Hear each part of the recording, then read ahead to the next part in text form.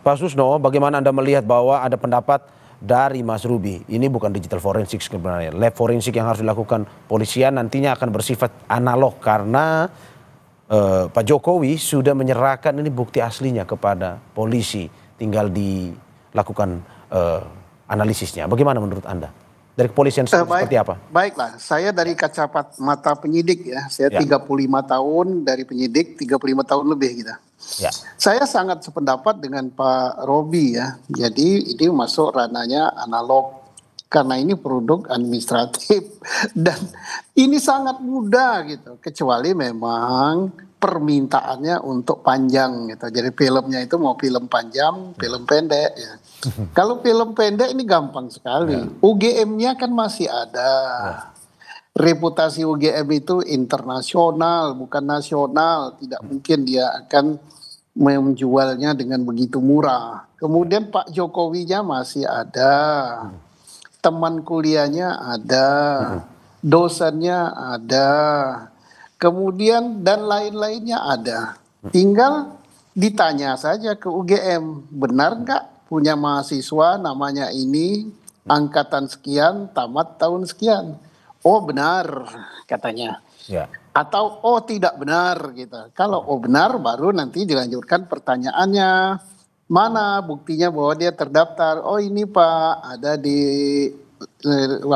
buku induk kami nomor sekian, fotonya ini hasil ujiannya, ini.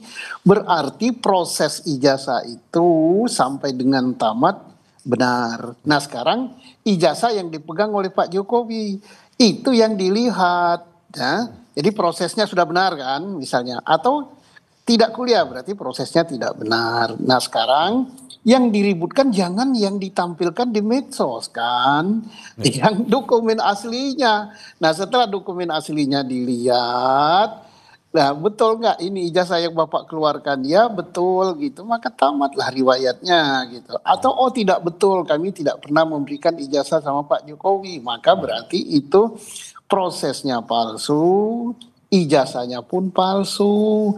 Ya. Tapi kalau prosesnya benar, ijazahnya benar, nggak perlu diforensik.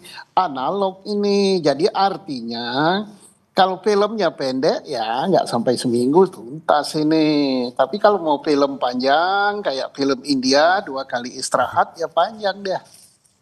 Oke, kalau misalkan untuk filmnya panjang atau filmnya pendek, menurut Anda Pak Susno, filmnya pendek ini apakah perlu seperti yang tadi disampaikan Pak Jokowi harus menunjukkan ijazahnya ke depan publik, karena ini sebenarnya yang ditunggu-tunggu kan, bukan di polisi, bukan di ini, tetapi bagaimana Presiden ke-7 Republik Indonesia Joko Widodo menunjukkan ini ijazah saya. Menurut Anda seperti itu atau gimana? Pembuktian bukan ditunjukkan ke publik, yang berhak melakukan pembuktiannya aparat penegak hukum. Nanti kan begitu dipanggil oleh aparat penegak hukum, pasti dia menyerahkan ijazah yang asli, aparat penegak hukum cross check ke UGM. Setelah asli, ya tak perlu Pak Jokowi yang nunjukkan. Jadi yang nunjukkan siapa? Aparat penegak hukum sebagai pers release, pertanggungjawaban penyidikan pada masyarakat, pertanggungjawab publik kami sudah lihat. Nah nanti kalau disanggah lagi, wah aparatnya bisa di ini, wah aparatnya parcok, wah tak percaya sama laborat Indonesia, kita harus laborat di luar negeri. Nah itu udah lain ceritanya, itu film panjang namanya.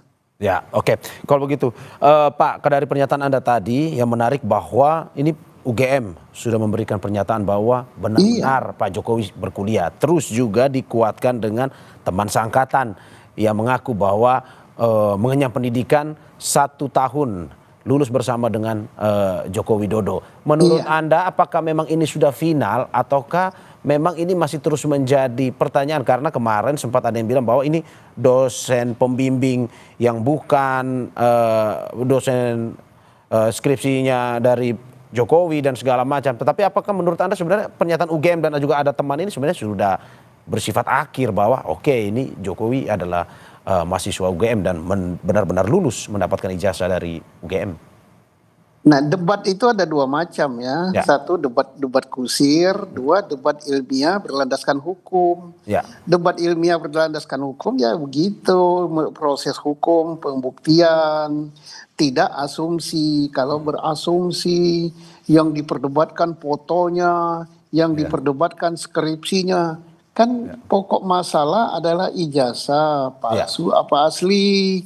Maka yang disidik itu proses mendapatkannya benar apa tidak. Siapa yang berwenang memberikan pernyataan? UGM.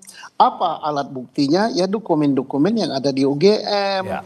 Kemudian yang diperdebatkan dua adalah ijazah yang dipegang Pak Jokowi. Siapa yang mengeluarkan? UGM. Prosesnya oleh UGM, yang berwenang menerangkan itu adalah UGM, bukan hasil laborat. Nah, yang sekarang diributkan adalah yang beredar di medsos. Nah, kemudian keluar tuntutan Pak Jokowi harus nunjukkan ke publik. Ya suka-sukanya Pak Jokowi. Kecuali kalau proses hukum, Pak Jokowi diminta oleh aparat penyidik menyerahkan barang bukti atau ijazahnya. Itu harus, wajib hukumnya sebagai warga negara taat pada hukum. Loh, kalau tiap hari dipamerkan pada publik, ya hukum kita tidak begitu prosesnya.